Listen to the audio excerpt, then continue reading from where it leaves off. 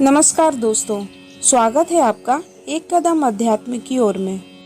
श्री कृष्ण की लीलाओं से शायद ही कोई शख्स अनजान होगा, लेकिन क्या आप जानते हैं कि कृष्ण की मृत्यु कब और कैसे हुई थी? वो कौन था जिसके हाथों कृष्ण की मृत्यु हुई?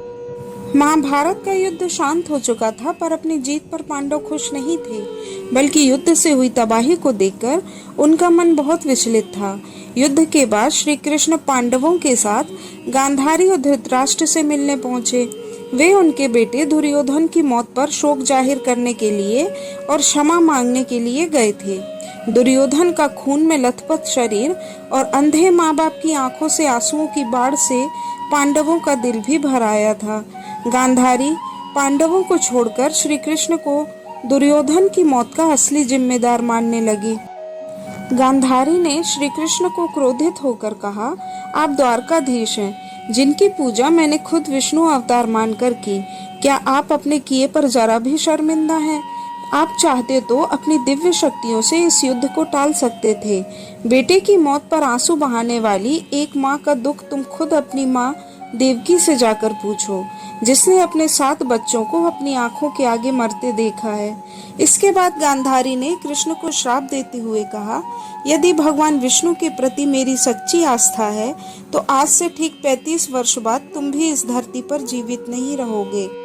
कृष्ण ने गांधारी से कहा, माते, आपका श्राप का असर एक दिन जरूर होगा, लेकिन ये सिर्फ मेरे प्रति आपकी सच्ची श्रद्धा की वजह से नहीं, बल्कि बदलते समय की वजह से भी होगा। कहते हैं कि गांधारी का यही श्राप यादव वंश के विनाश और भगवान कृष्ण की मृत्यु का कारण बना। श्री कृष्ण के पुत्र का नाम सांब था। वो श्री कृष्ण और उनकी पत्नी जामवंती का पुत्र था। एक दिन सांब ने गर्भवती स्त्री का वेश धारण किया और वे ऋषि मुनियों से मिलने गए। वे ऋषि मुनियों से हंसी ठिठोली करना चाहते थे, परंतु ये देखकर ऋषि क्रोधित हो गए और उन्होंने सांब को श्राप दिया कि तुम एक ऐसे लोहे के तीर को जन्म दोगे जो तुम्हारे कुल और साम्राज्य का सर्वनाश कर देगा। इससे सांब बहुत डर गए और उन्होंने इस पूरी घटना के बारे में उग्रसेन को बताया। सांब को इस श्राप से बचाने के लिए उग्रसेन ने कहा कि वो एक तीर का चूर्ण बनाकर उसे प्रभास नदी में प्रवाहित कर दे। ऐसा करने से वो श्राप मुक्त हो जाएगा। सांब ने ऐसा ही किया, परंतु उस लोहे की छड़ का चूर्ण एक मछली ने निगल लिया और वह उसके पेट में जाकर धातु का एक टुकड़ा बन गया। जीरो नामक शिकारी ने उस मछली को पकड़ा और उसके शरीर से निकले धातु के टुकड़े को नुकीला करके तीर का निर्माण किया। इसके बाद द्वारका में कुछ बेहद अशुभ संकेत देखे गए, जिसमें सुदर्शन चक्र, श्री कृष्ण का शंख, उनका रथ, बलराम के हल आदि अदृश्य हो गए। द्वारका में अपराध और पाप बढ़ने लगे थे।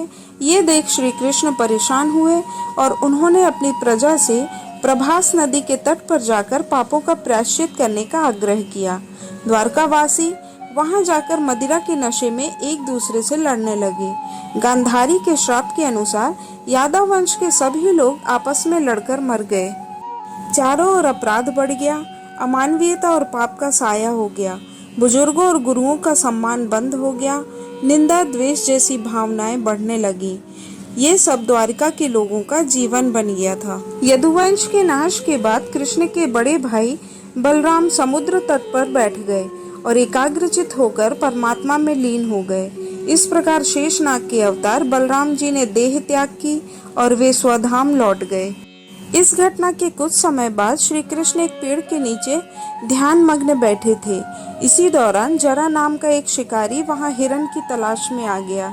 जरा ने कृष्ण के हिलते हुए पैरों को हिरण समझा और तीर चला दिया।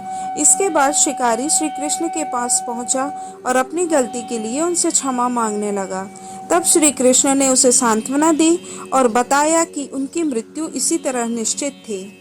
इसके बाद उस क्षेत्र में सभी देवता और स्वर्ग की अप्सराएं, यक्ष, किन्नर, गंधर्व आदि आए और उन्होंने श्री कृष्ण की आराधना की। आराधना के बाद श्री कृष्ण ने अपने नेत्र बंद कर लिए और वे अपने धाम लौट गए। जिस शिकारी ने तीर मारा था वह बहुत दुखी हुआ और अपने दुख के कारण वह समुद्र में समाकर उसने अपने प्राण त्याग दिए। मान्यता के अनुसार श्री कृष्ण ने पिछले जन्म में जब वे श्री राम थे, बाली को छुपकर तीर मारा था। यही बाली इस युग में जरा शिकारी बनकर आया और प्रभु ने अपने लिए वैसी ही मृत्यु चुनी जैसी उन्होंने बाली को दी थी। जिस स्थान पर श्री कृष्ण ने अपनी देह त्याग की वह प्रभास क्षेत्र गुजरात के समुद्र तट पर वर्तमान में वेरावल बंदरगाह के नाम से प्रसिद्ध है। यह स्थान हिरण्या, सरस्वती तथा कपिला नदी के संगम पर है। इसे प्राचीन त्रिवेणी और भालका तीर्थ भी कहते हैं। तो दोस्तों, आपको कहानी कैसी लगी? अगर वीडियो पसंद आई हो तो आप कृपया इसे देखें और शेयर भी करें और साथ ही सब्सक्राइब जरूर करें। धन्यवाद। नमस्कार।